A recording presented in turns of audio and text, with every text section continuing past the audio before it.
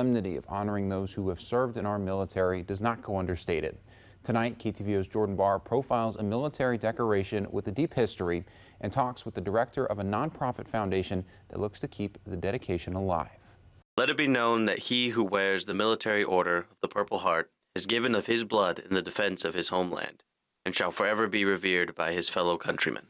Continental Army Commander-in-Chief George Washington said this of his infantry when establishing the Badge of Military Merit on August 7, 1782. 160 years later, under President Franklin D. Roosevelt, the award we know today as the Purple Heart was instated.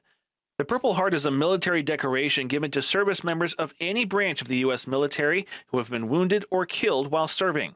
It's a solemn symbol to show the country's appreciation for the sacrifices made by America's best, whether high or ultimate.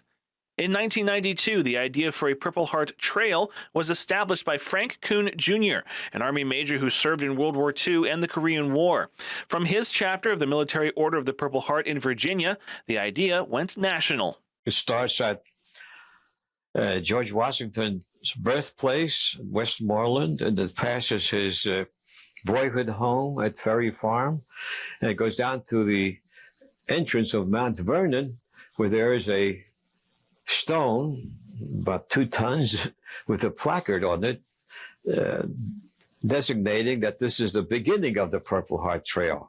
As more chapters of the order were established, so too was interest in becoming a part of the trail.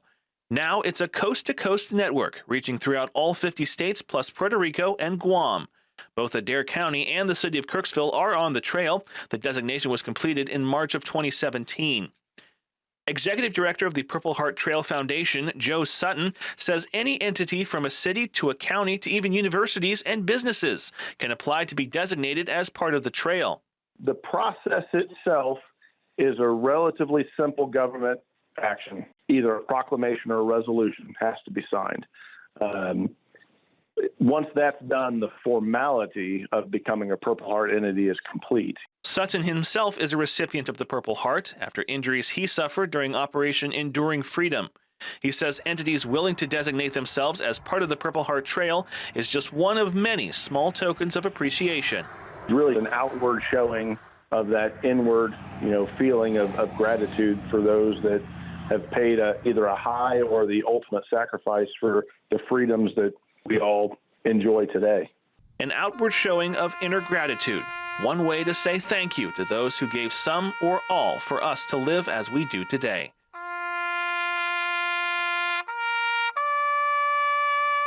Jordan Barr, KTVO News.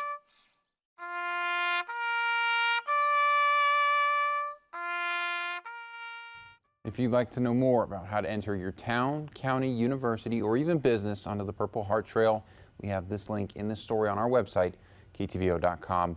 We'll also have a link if you'd like to donate to the Purple Heart Trail Foundation.